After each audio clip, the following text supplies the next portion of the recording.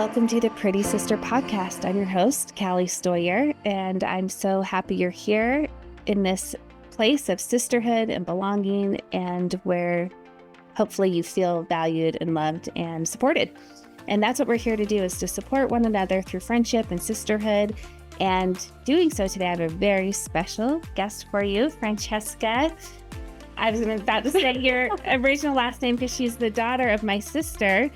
Mullins is her new last name, which actually isn't even very new. You've been married for almost 10 years now, but yeah, rolling off the tongue was going to be your former last name, your maiden name. But Francesca Mullins is here today. She is so many things, actually, but she is an original pretty little sister, which those of you who have listened to this podcast before are starting to understand what that means, that she was raised in the ways of pretty sisterhood. I was. Lots of pink. Yeah, lots of pink. And she's broken from that. She's not in pink today. Oh, I am not in pink. But it's fall and green. I love it. Yeah, so. Yes. No, you look beautiful and appropriately dressed. But let's talk about that for just a second before we get into our very important topic we have for you. But before that, what was it like growing up as a pretty little sister?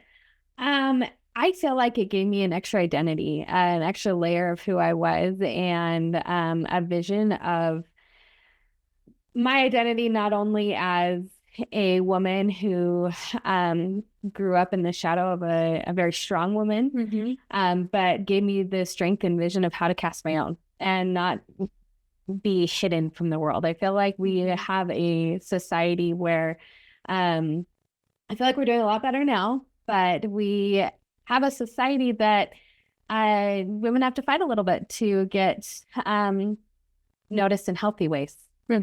And being empowered by Pretty Sisters gave me a strength to know that I have worth and I can be whoever I want to be. I can be given wings to fly. Yes, I can have a career. I can be a stay-at-home mom, and both of those are honorable choices. I can be a fun, energetic person that also likes some solitude, and that's okay. Yes. And knowing that I have so many options and I don't have limits. Right. Pretty Sisters, I feel like, helped me understand that I did not have limits. And limits are placed for holding you down when you were born to fly. They're not. They don't.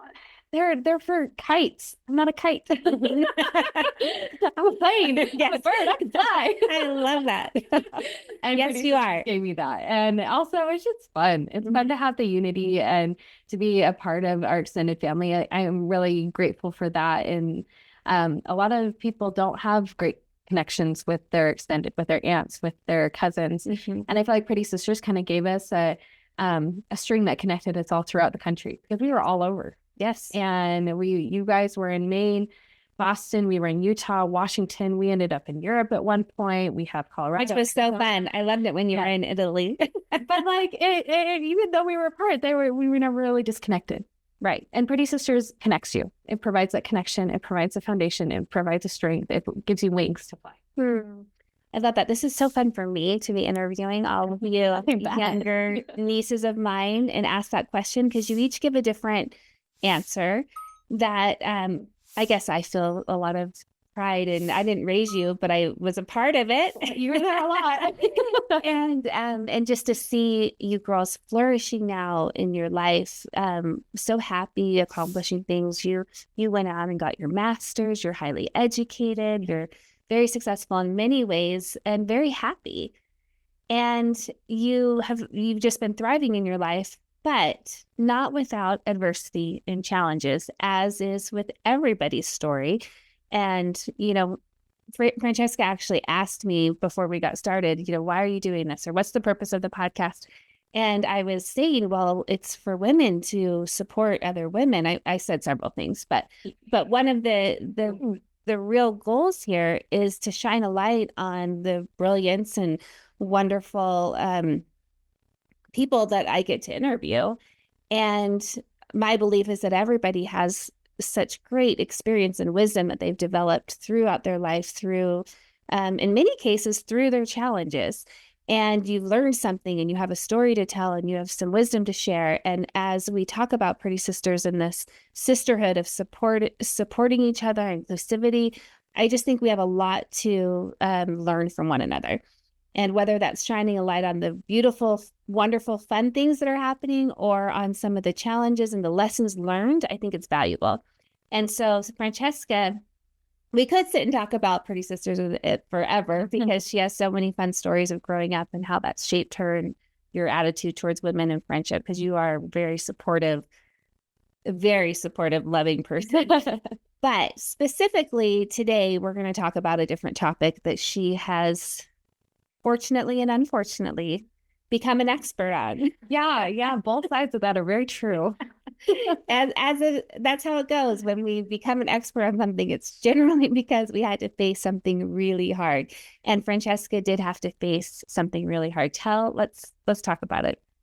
So when I was in my early 20s, my husband and I got married, and we were so excited and happy, and we were going to college, and my whole vision was that I would graduate, get my bachelor's degree, because I was so determined that I could do that, and I did it. And I didn't want to be pregnant in college because that looked really, really hard. Yes. And I'm like, let's avoid that hard. And let's take the easy street. Let's take the easy street. And and then I was approaching the end of my schooling, and we tried to start our family. And that was always my vision, was motherhood. Yeah. 1, 2, 3, go. Here we go. 1, 2, 3, go. So easy. ABC. They follow in subsequent order. And that was not our story. 1, 2 happened, but 3 did not. Yeah. And so a little back, my undergraduate is in child development. So I have a pretty firm foundation on how it all is supposed to work. You studied that. I studied it. I guess the reproductive system. You studied it.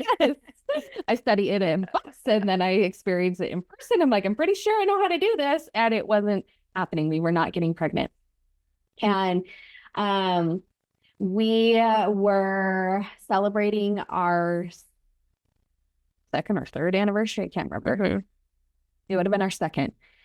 And for those of you who don't know, we are members of the Church of Jesus Christ of Latter-day Saints, and one of our sacred places of worship is in our temples. And we went and spent some time praying and seeking some emotional support from heaven to understand what to do next. Yeah.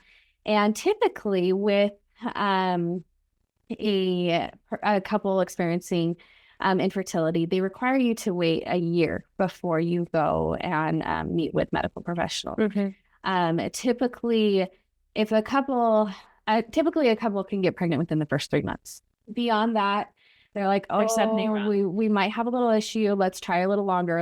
And then by a year, that's their benchmark of like, yes, this is where we're going to get some intervention. We're going to start running analyses, and we're going to figure this out. And while we were in the temple, it had been 9 months actually. And I'm like, you know what? Something's wrong. Something is wrong, and we need to go and we need to talk to some doctors. And we were pretty hesitant to do that. Yeah. It was really scary, to be honest. Right. And you're young, and I love that you went and sought that inspiration. And I do think it's important for people to understand and know that you do have a God that is aware. Yeah. And that you can access help and assistance. And you're really, really good at that. And I've watched you do that throughout this process, which I applaud you for, because people will have a tendency, especially when going through hard things, to feel alone and to feel abandoned and to suffer more than is necessary.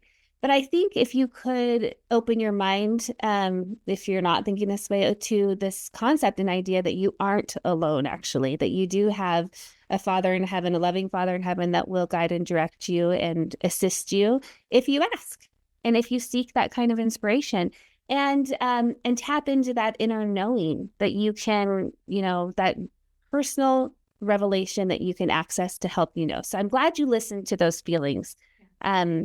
Because they're important, and they're there for us to tap into so that we don't feel alone, that we can find our way, that we can have assistance and get back to an easy path.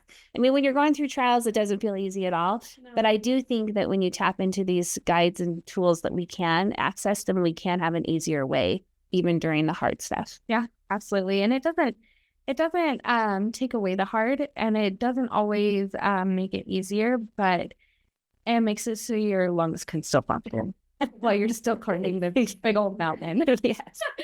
That's what it is. But I was vacuuming yesterday. My kids had popcorn, and it obviously got everywhere. Mm-hmm. That's what children do.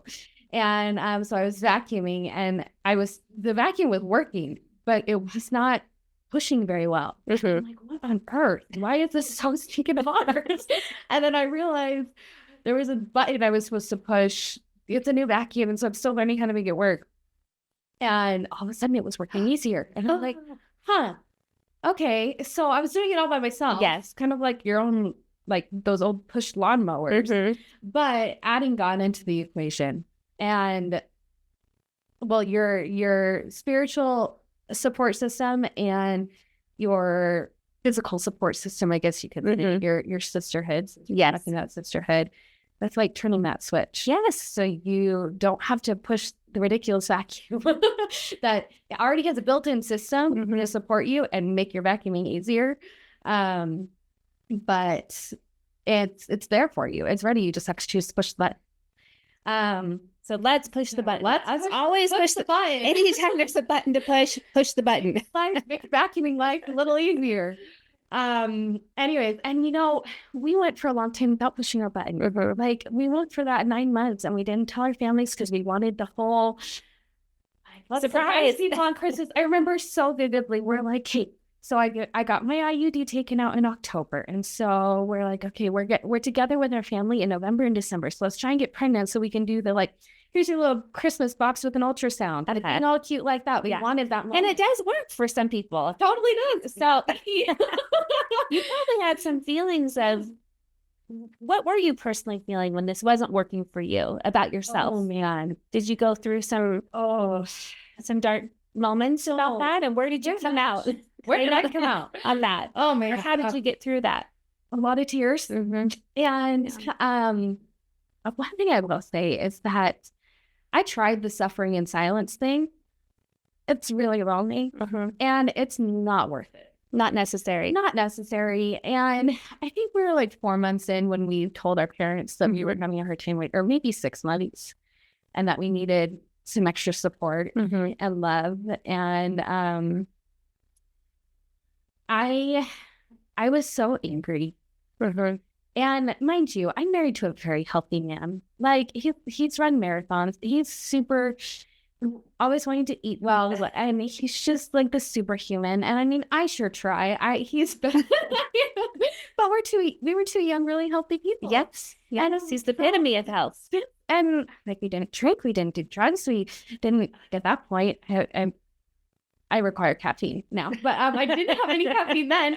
And I'm like, well, I've done all the things. And especially with my education in the background, I'm like, I literally have the checklist of how to do this successfully. And it's a righteous, wonderful desire to start your family. And everybody's like, procreate, multiply, and replenish the earth, blah, blah, blah. And I'm like, I literally can't. Yeah. And I felt betrayed by my body. I felt betrayed by God. And sex and intimacy was no longer fun. Right, because it's scheduled and it's on a timeline, and it's something you have to do. It's a job. And it's not supposed to be like that. It's really, really not. And so we were robbed as newlyweds of the fun of that. Yeah. And we got out of our first year together, and then it just was hard. And we, my husband and I go back and forth about seeing how it felt like we were trying to climb Mount Everest with only one oxygen tank. And we had to lean into each other so fiercely. Yeah. And hear each other out. And I feel like one of the gifts that came from our mountain climbing was that we are really in tune with each other and our emotional and mental and physical needs. Yeah. And we learned that and had that welding experience as a couple as newlyweds. And which not everybody gets that. Yeah. No. And so I feel like our marriage, it started out really rocky, but you know how when you lay a foundation, construction workers shake the cement to get all the bubbles out. We were being shaken. We were being shaken real hard, Involuntarily, but shaken nonetheless. But it set our marriage for a foundation of strength that would not have come had it not been for that in our very early age. Sure. And so while I felt betrayed by my body and by my husband's body and by everybody else who's cute and having baby bumps and all of those, and by God, I'm like, you promised. Yeah, I did all these things. And I've checked all your boxes. Why are you not showing up for me? Yeah. And so a lot of grief came in that first year. And then it was accompanied by another several months of fertility treatment that brought a new layer of grief. And it was at that point where we started telling our siblings and our friends. And I'm like, I can't do it by myself. Yeah, I can't. It's too sinking hard. And I feel so hurt and sad. And I need more people in my corner to lift me up because I can't breathe. And I loved seeing you do that from an outside, somebody not in that true inner circle of what you're experiencing. When you did open up and you did tell the family and you did ask for support and prayers and joining you and fasting and all the different things and stages that you went through, it was very unifying as a family and strengthening, and to have the opportunity to be there as part of it was a beautiful thing. And I'm your senior, I'm older, and I was learning from you in those moments. And I remember feeling so grateful to watch that vulnerability that you showed and that tenderness and being willing to do that. I thought, wow, this is amazing. This is amazing, because we were all strengthened because of it. And then I learned in my life, okay, I need to do that too. I need to model what you're doing and be a little bit more vulnerable and allow family in and help, because I, was always just, I could be strong. I think that's the tendency, is we feel like, oh, we're being so strong. It's part of society too. It's that women can't show weakness.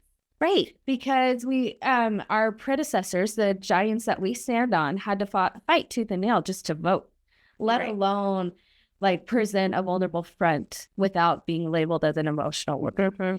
And vulnerability is a strength. Asking for help is a strength and a skill that needs to be honed in. Yes. And infertility taught me that. Yes. And people came to see your support. They rallied. And it was a beautiful thing to watch. And I'm sure I want to hear about those gifts. Tell us, because that's what this is about, is bonding together as sisters and supporting one another in the good times and the bad.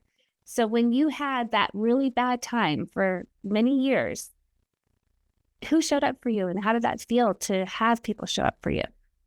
If you could talk about that.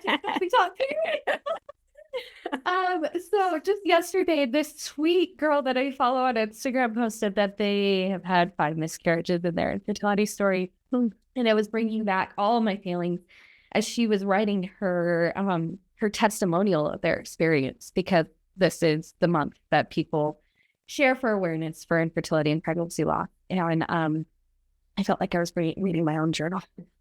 So like, oh my goodness. And there was one after one of my miscarriages. So just laying out the timeline. Yes. We found out we had male factor infertility the first round. And then after treatment, we were able to get pregnant with our son. And then after a lot of treatment. No. I mean, we're not talking about just a... No, we're going forward now. A pill. We're talking about, just to give them a perspective, just how many, a year of treatment? How long was that? With Avi, it was easier. It was faster because we were able to find through our series of testing. So we did 1 round of testing or 2 rounds.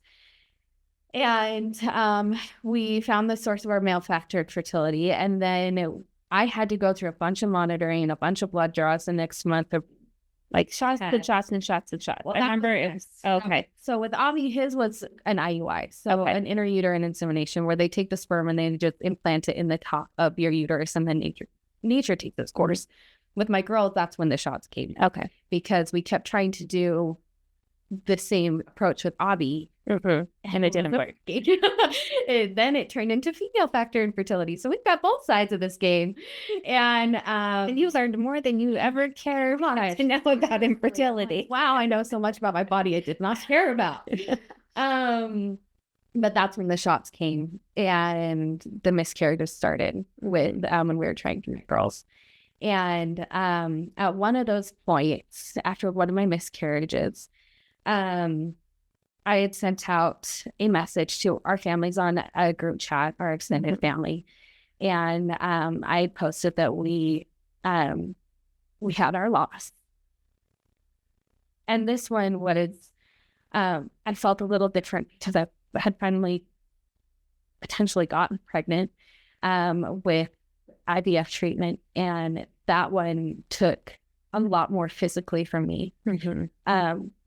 And that's the one where I felt more betrayed by my body, because initially my body was all that was working for it. Yes. And that it stopped working. Yeah. And it's like, are you serious? What else can I take here? And so we had to go through the egg retrieval. We had to go through an obscene amount of medications. We had to then... All while you have another small child at that point. Yeah. And we were... So it's getting exponentially worse. And you're in grad school. Yeah. Well, in grad school at that point, I'm like, oh my God.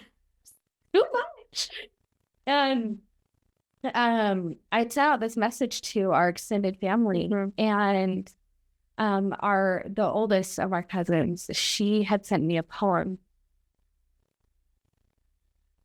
that I went back and just read yesterday. So it's very tender. I'll text it to you so you can share it. Sure. Yes, we'd love to. But the basis of it being that I would have pulled you out of this situation if I could. And it was, I would have pulled Jesus off the cross to take away his suffering. I would have pulled Joseph Smith out of that prison cell. I would have done all these things to prevent this pain and suffering, but that's on my own short timeline of knowledge. But had Jesus come off the cross, we wouldn't have had the full scope of the atonement for him to show up for us while we are in our grief. We wouldn't have the restoration of the gospel of Jesus Christ. We wouldn't have all the wonderful effects that come after the tragedies that we read about in the gospel and in history even, because tragedy brings growth. Yes, it brings growth to a nation. It brings growth to a community. It brings growth to a family. It brings growth to a couple and a person on a very special and sacred level. And that type of growth doesn't happen without a refiner's fire, right? It really doesn't. And I'm grateful for that growth. I did not enjoy the process. It hurt. But when I was reading that poem that Ashley had sent me, at the end of it, it said, as much as I'd love to pull you out, I'll get on my knees with you. And that's what our family did. They rallied around us from around the country on both sides of our family, our Linder Montagnoli side and our Mullins side. And while we prayed for miracles, the way I envisioned them didn't happen. But the miracle was what happened inside my heart. And giving opportunities for everybody to see how God works and how things can come together from a real big mess into something really beautiful. And I mean, looking forward now, we have our beautiful kids. You had 2 twin girls. Yes, we have our oldest. He turned 6 in December, and then through IVF we got twin girls, so they just turned 2. And they're the cutest thing ever. They're apart. Yes. I know. Well, and can't you see now, hindsight's always 20/20. Yeah. That the abilities that you've grown, the strength, the endurance, the patience, the wisdom. I mean, so many beautiful things have come from this that's prepared you for each next hard thing. Yeah. And that's the thing is we sometimes have this false vision of, oh, we're going to go through something hard. I remember being young in my marriage and thinking, oh, you might have like one or two hard things, or I remember going through a hard thing feeling like, oh, okay, well, I survived this and I'm glad I had it early on because now I'm sure. Now we're free reign. We don't have hard things anymore because we already paid our dues up front. Exactly. I remember thinking that. Advertising that's not. Yes, it's not like, let's just say that right now, because then I would go to the next hard thing and I would be a little surprised. Like, wait a minute, I have to do two hard things because I did a really hard one. Like, didn't I get a pass after that? Strong. I should be able to do this, right? But then it's been amazing to me to see that, oh no, actually this whole life is going to be hard. And it's going to be one thing after another. And at some point along, I shifted my perspective. Instead of getting those hard things and wishing them away and just trying to endure them with a ton of grit and just hunkering down, which you do have to do to some degree. But I think the wisdom that I did gain after seeing, oh, each wave's going to come and it's going to come and it's going to come, instead learning to embrace the challenge. You surf the waves. You bodyboard the waves. You do. You dug under the waves. Yes. You learn how to work with the waves so it doesn't completely throw you into the white water of the crash. Yes, exactly. And so once you become that body surfer, that really great, surfer on the board, all the different ways you can surf that wave, you do start to feel some pride in, wow, I've got this, I can do this. And each time the wave comes, you're just like ready for the challenge and ready for the journey and ready for the lessons and the gifts that come on the other side because you know that they're there. And so you've done that and now you're doing the next hard thing. And I know, and you're preparing for another hard thing coming up. Yeah. It doesn't get a lot easier. It just gets, you just get better at doing it. This game of life. Skill. You develop I remember, so I served as a missionary for our church a long time ago. And which was a hard thing that prepared you for these things in motherhood. Exactly what I'm getting. Yeah. I went through a really hard season at the end of my mission that we don't need to dive into. But my mission president, he told me very specifically that these things are going to prepare you for something in your future. Wow. I don't want it. No, thanks. Never mind. No. We skip over this one. So if I skip over this one, that means I don't have to do that one. Whatever you're talking about, this weird cryptic way, I'm not interested. But it was very true. Like those skills that I felt were way too advanced for me, I eventually cultivated and I fostered and I learned, and it prepared me for infertility part 1, which you would have never guessed was coming your way. No, it's not like, hey, we're getting married. Let's go to the doctor to make sure we can have kids before we get married. Yeah.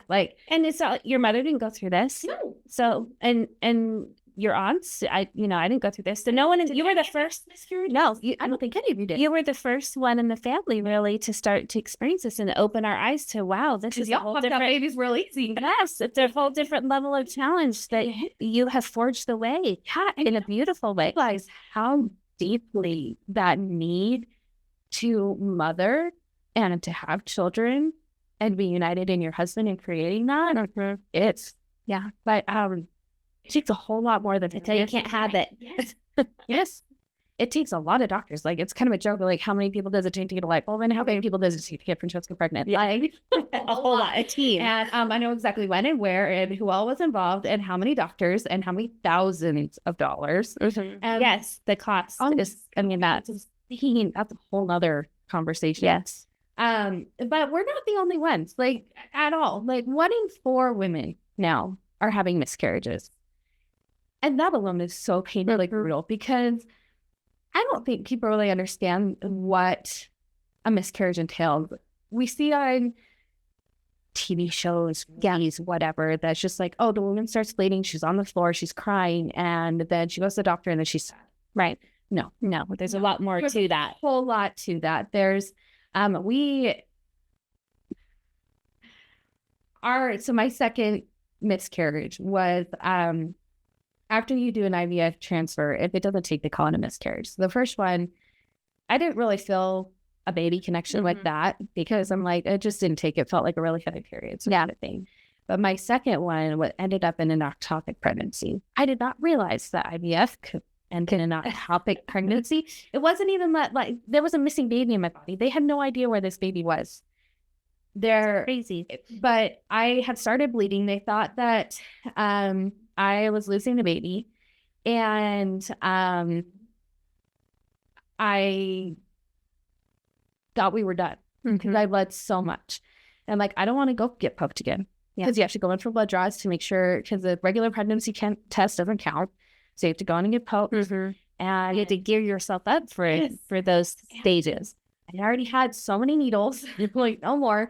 And we had like 3 or 4 weeks afterwards. And my doctors are like, you need to come in for a blood draw. I'm like, I don't want to.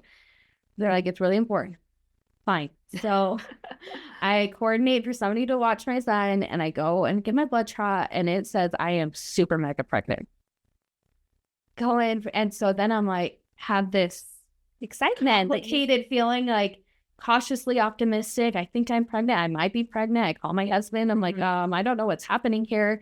And we were actually, this cautious optimism, because you don't want to let yourself get excited. Yes. Very scared. Like, should I be excited about this?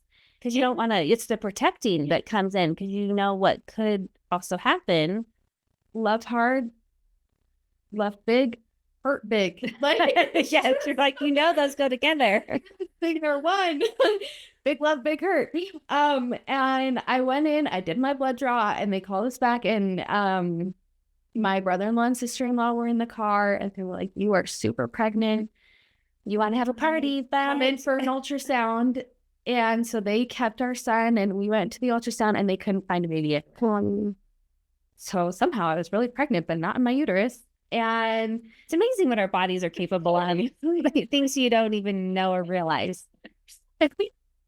And then they're like, well, this isn't a survivable pregnancy. You can die. And so then we had a choice. Do we want to see if this can ride out? If maybe there's just this like itty bitty teeny weeny baby that's possibly in your uterus, or potentially bleed out before you can get to the hospital because it ruptures in your stomach. Not a lot of great choices you were facing. No. So we had to go and terminate our pregnancy. And then again, there was the bleeding. And not only accompanied with that, the way that they terminate with this kind of pregnancy was with a medicine called methotrexate. And it's actually a cancer medication. And it came with migraines. Where I was in bed for a week straight. I was cramping, and it puts you, it can contracts your uterus. So it's like you're in labor. Yes, you have to go through all that. You go through all of that. And then the recovery that comes with it. And it's not just a sad woman bleeding on the floor and then going to the doctor and calling it. I needed serious help. Yeah. And we sent out, what did my husband call it? I'm a Batman. Like an alert, like a bad alert or something. Yeah. You sent out an alert. Francesca's not okay. I need some help here. Yeah.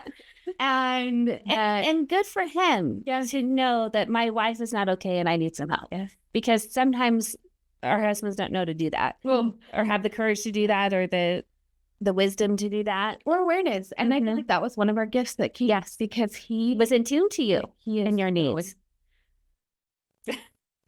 He's so wonderful, and I love him so much. And he is so in tune, even now. I mean, we're not in the thick of infertility. And when he can see my need, and he's like, Francesca, you're not okay. I've got this. You go take a bath. You go take a walk. And that being you're not in the thick of infertility, but you're in the thick of raising twins. Yes. And another level of hard. And so that was that is definitely one of our gifts. But he is just so aware of me. So he sent the bat signal. That's what it is. He sent out the bat signal. His mom came and found me as she walked in. And she found me on the floor sobbing with a heating pad and this blanket. And she just came. And my mom came. And my sister came. And my friends rallied around me. They,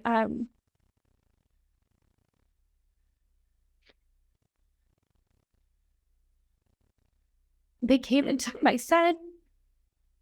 It's hard to take other people's kids. It really is. And they didn't even bat an eye.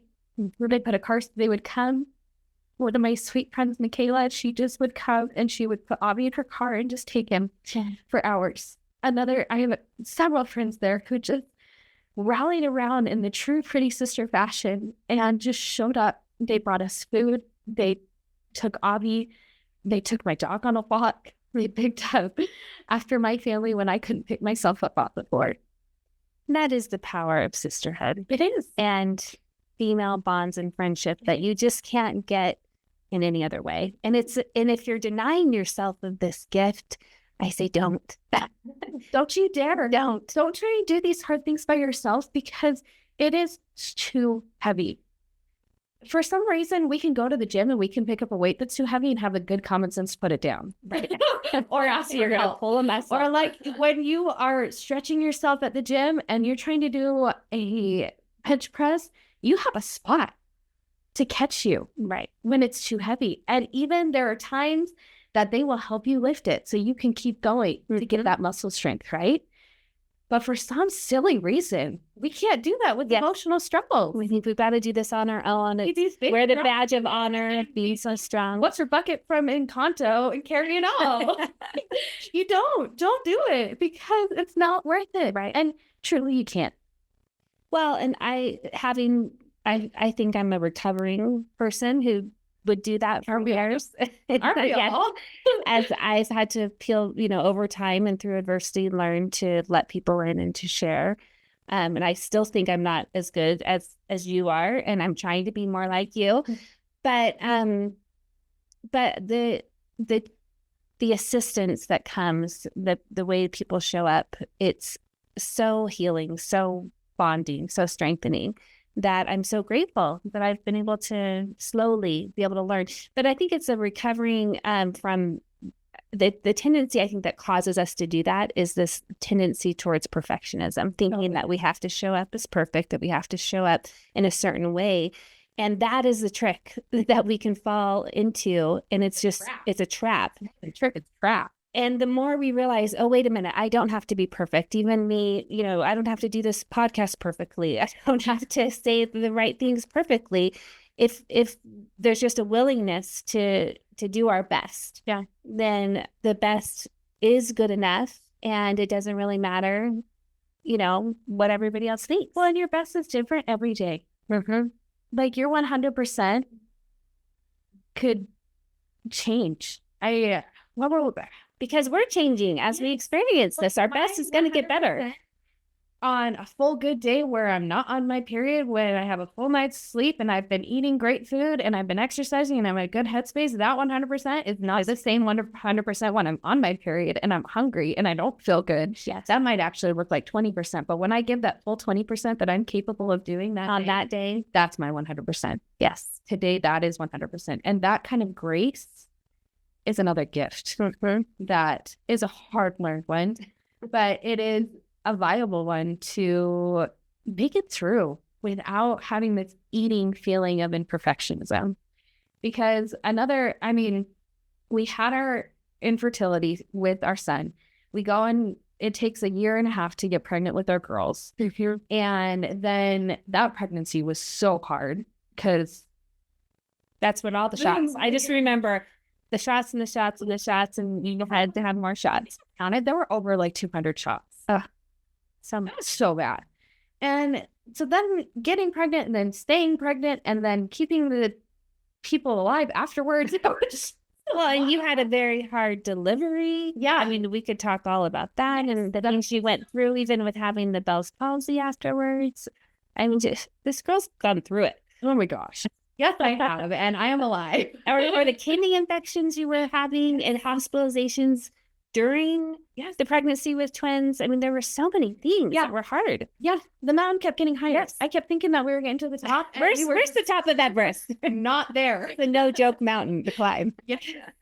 And we get to the top, and I thought that when we peaked the summit when my girls were in my arms, and then there was more, and there's always more. There's always and so more. that's where this give yourself grace and the 100% changes, and asking for help is so vital.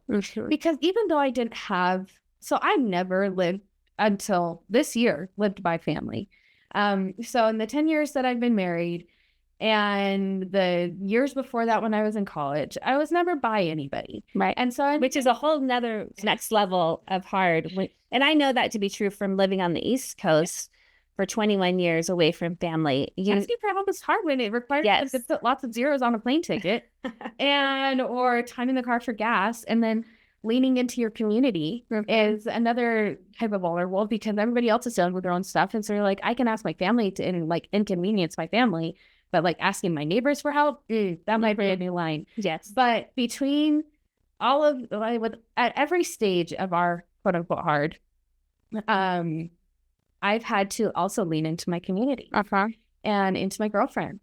Which causes you, and I think this is important to mention, because you moved several times throughout this journey. You weren't even just in one place where you could put down roots and really, have one support system. You moved a few times. So each time you had to exercise the skill of making friends so that you could then rely on that.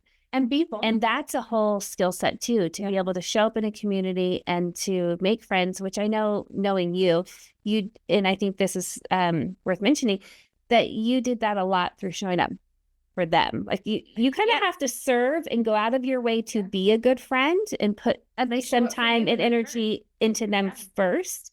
And then they'll show up for you. And that's just sort of how it works. You can't just experience this together in order to trust each other enough when these hard times come. So I think when people sit back and think, well, Nolan, I don't have friends or I don't know what to do. I guess the action step for you to know is you actually have to first come outside of yourself, and you've got to show up for other people. You've got to find ways to serve, find ways to connect, because that work that you put into it is going to come back when you need it. And not that we're doing it for that purpose. You're not just serving and helping others. Relationship is multi-directional. Yes. And in order to, quote unquote, reap the benefits of friendship, and having somebody in your court, you got to show up for them too, right? And you got to know how to be a good friend. Yeah. Part of why we want to talk about that a lot on this podcast is how some people, I'm realizing, just weren't taught. I mean, you were taught as a child about this sisterhood concept and to be there. So I think you've just, naturally grown up knowing this. But I've been surprised to realize and know that not everybody understands this. No. And knows how to be a good friend. And so it is work. Well, and so what does that look like? What does that look like? Because we were all over and our family was far away. So for our, because even within your family, you got to be friends, right? And so you got to show up for each other. How do you show up? And you can't always show up in person. Mm-hmm. And so one of our cousins, she sent me a minky blanket. Bless her sweetheart. I love it so much. My son stole it. Got it all dirty. Those minky blankets are amazing. Because I was sad and she couldn't hug me. And so she wanted to wrap you in a hug. Yes. And others sent groceries and did a Walmart delivery, and it just showed up on my doorstep. And others were or DoorDash dinner. Or when you can't just show up and make dinner. So it's like I'll DoorDash dinner. And others who didn't have the funds to be able to do that were just texting me very regularly, like, how are you? Or as we said, joining you in fasting and prayer, because you would include it and let people know a big step's coming up. We're fasting. Please join us. And I thought that was a beautiful thing to open up to family members. And I gave and to my children. My children learned from that experience. Very specifically writing in my journal, saying, and that was another way I coped with the first round with getting pregnant with Avi, was I would write. And I remember writing one day, I was like, so I'm the third oldest of, what are we, 21, 22, I think, 20 something, grandkids. And I remember writing it like, if I had to go through this, one benefit of this being it's giving them an opportunity to know where to look for support, where they can look for God, and how that looks in a situation when it's not the miracle story that everybody's hoping for, that Francesca can get pregnant on her own. Because I think being one of the oldest to get married, the younger cousins, so my kids were looking forward to you, having babies and having that next, because we do that now. We all fawn over your kids. So yeah, they were watching you. They were watching you and looking forward to these new little babies coming into the family. It's exciting. It's so exciting. And then when that didn't happen, everyone was sort of stopped in their tracks. Like, what? Why is this not happening? Because you were the first family to have problems like this. So there was a lot of leadership from your part in learning from the other kids watching you go through this experience. So it's probably added a little bit of pressure, but yes, but that's been my life. So because I am one of the oldest, there are always eyes looking at me. But like, that's another one of the gifts. The one that gave everybody an opportunity to exercise faith and learn how to support somebody going through something hard. And how leaning into each other gives you extra strength. And I was grateful for that. I remember writing that, and I'm like, at my expense, I will get that for them. I will do that for them. So much. Something good about it. Besides me getting pregnant eventually.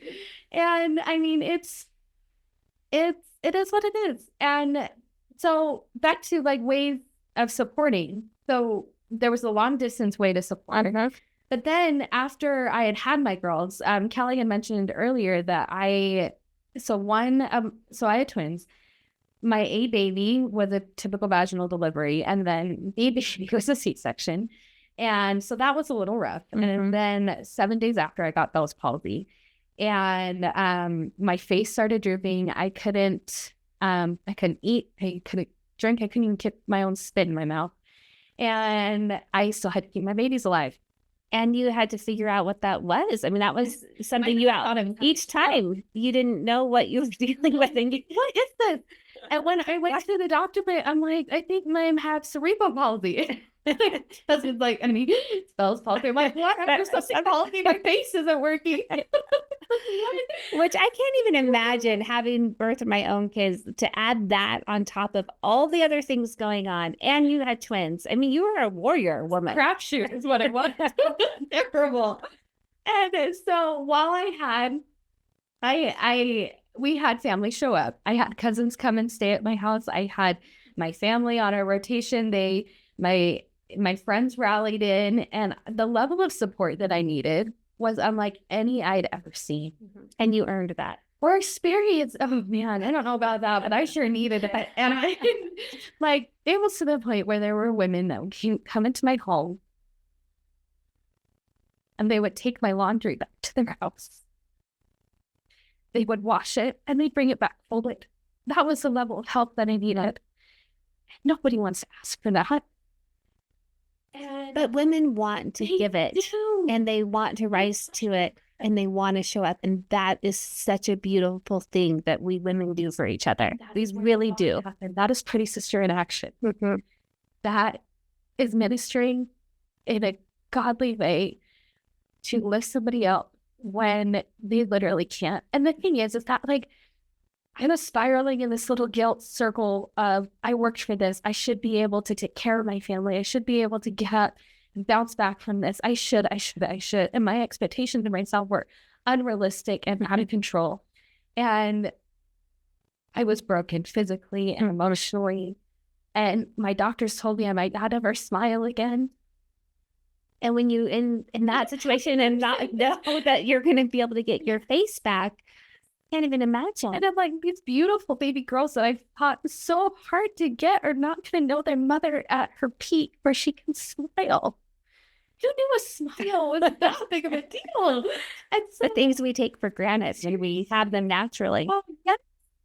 And so as I was recovering from that, my friends would come and they would show up in the space where I didn't want to go outside. I didn't want to see anybody.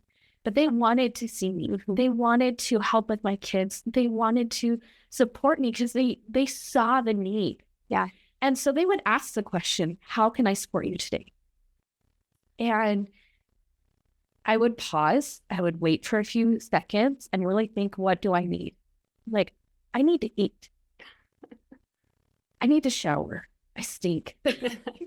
I need to brush my teeth.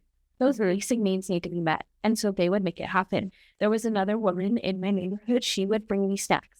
Like she made little parfaits and breakfast sandwiches, and another one brought drinks for me, and bags of like nursing snacks, and all of these things that were just my basic needs that everybody has. They thought, like, okay, that's not being met, so I need to show up for her. So how am I going to do that? And they took the action. And that, I think, is where I realized how much people care and want to be actively involved and want to support, but I actually have to open the door. I literally have to open the door to let them in. I have to respond to the text. I have to answer the phone call. And if I couldn't answer the phone call, I couldn't answer the door, my husband did. And that falls on me. Right. And it is my choice. So I could have chosen to stay in my den of laundry and stunk and been not fed and in a lot of pain by myself, or, which I did choose, was to open the door and let people come in and help me and love me and support me. And it forged friendships that I will have forever. And it strengthened our family relationships. It strengthened my marriage, kept my kids alive, for heaven's sakes. And we all came out. And now I'm on the other side where when I see a mom in struggle, you better bet I'm going to show up. And show up in a big way. I mean, I was so shocked the other day when you were saying that you were jumping on a plane, leaving your small twins and son with your husband to fly across the country to help somebody else who was having twins. But that's what Francesca did just last month, wasn't it? It was recently. And then at her own expense had to get sitters and help for her own family because she knew what it was like to go through that and wanted to go show up for this other girl who was delivering her twins because you knew what to do. You knew what she would need and you knew what she was about to go through. And she just dropped everything and went and showed up at a time in your life when it's not easy to do that.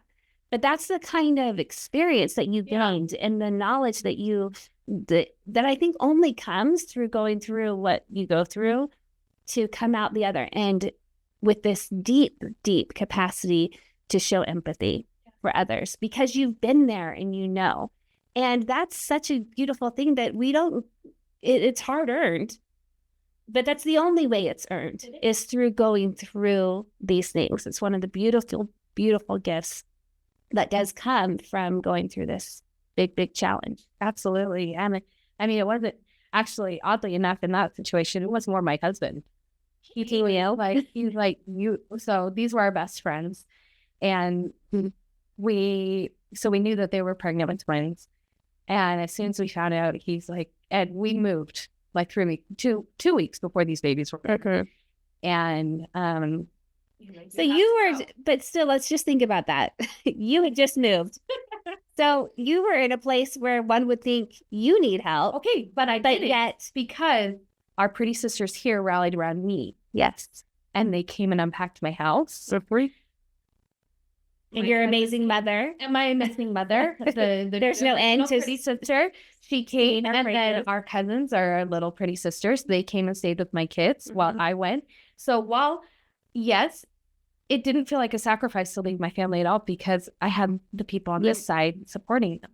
And my husband, he's like, you got to go. You got to go. So he took work off. He's a pretty wonderful man. Yes. Yes, he is. He took work off and he stayed with our kids. And it was fine. And I was able to go and love on my friend, love on those cute babies. By the way, taking care of twins with a functional, not broken body is a much different experience. Much more fun and more manageable. Well, and that is gained through experience too. Just that capacity. That I've got all my twin skills. We got this going. This is great. And able to show up and being willing to do that and make the sacrifices. And it was a joy. And I think that's where it is. It's like when you go through your hard things and you have your dark days, you can show up with all the empathy for your friends, for your other sisters, and bring the light that you have earned to their darkness. So truly nobody's in darkness by themselves because suffering in silence by yourself is not worth it. It's really not. And there's always somebody who's been through something to love you and support you. And it might not be the same because, I mean, so far I'm the only one, thankfully, that have had to do this. Right. But there are other challenges that when I can see a person who's hurting, I can see a person who's vulnerable and sad and broken, whether it be their body, their mind, their spirit, their marriage, their whatever it is. And I can see the sadness and I'm like, I will sit with you in this sadness. I will sit with you. I will grieve with you. I will make you food. I will clean your house. I will paint your toes pink. It doesn't matter what it is. I will be there because I have felt broken before. And when you feel broken, you have to rebuild. Yes. And you can't rebuild with just one tool. You need other people to help you. And when you show up, that's what happens. And it's a gift. So there's so many gifts that have come through what people could see in the tragedy. My marriage is strong. I have a wonderful man who can read me. I can read him. And our level of intimacy moves beyond the physical, which, happy to report, is wonderful. Figure that out. Figured that out. Recovered from that. But he is my gift. My extended family, we've been able to practice going through hard things together and have faith and exercise that. I have twin skills that are awesome now. Yes. And I can show up and take people's kids because I know how to juggle chaos. I know. We could do a whole other podcast in the future about your twin skills and mothering skills and how to execute a schedule with such beauty, because you had to do that to be able to. I read the schedule while still, because you need them to like sleep at the same time, and you need them to function. I mean, it's a whole thing. It's a whole thing. It's a whole thing. Another topic. So I mean, that's a gift. And when I can see, I just on an airplane when a mom is having a hard time, or a dad that's overwhelmed with his kid, or somebody we faced cancer together too. And so knowing how to show up in that kind of a health crisis and all of these things. And I'm also married to a psychologist, so we can throw mental health into that. Right. I mean, it's just, there's so many gifts that have come through our tragedy that it doesn't feel as tragic anymore. And I'm grateful for that. I would never, ever, ever choose to have somebody go through this. But looking with that lens, it's not quite as tragic. Yeah. And I have a cute family, and it's its own kind of beauty. And you've earned that. Yeah. You've earned that, and you've been able to really have a beautiful experience through this hard, tragic experiences that you've had. Tragic, non-tragedy. It's amazing. It's amazing. And I'm so grateful, Francesca, for you taking the time to share this. I'm sure all of you listening are just feeling her depth of love and capacity that has increased exponentially through this experience. And what a gift that is. It's such a gift. And for me, being your aunt, I get to benefit from that deep, deep love and empathy that she shows, and the lessons learned, like, as I mentioned, to myself, to my children. It's a beautiful thing. And that is what we get to do with life. It is. We get to do it together. We get to do it as sisters, as friends, and find these beautiful nuggets, these beautiful gifts that come to us through adversity and challenge in ways that we would have never imagined or expected or signed up for, as you said. But nonetheless, they're gifts for our taking. So thank you for sharing your wisdom with us today, with our pretty sisters. And thank you for joining us, for being part of this community. It is my deepest hope and desire for us to be able to share these experiences with one another so that we can grow, that we can learn how to be more supportive, more loving towards one another, and shine our light brightly and brilliantly. And you have such a beautiful light to shine, Francesca. So again, thank you for being here. Remember to stay pretty, and we'll see you next week. Bye-bye. Bye-bye.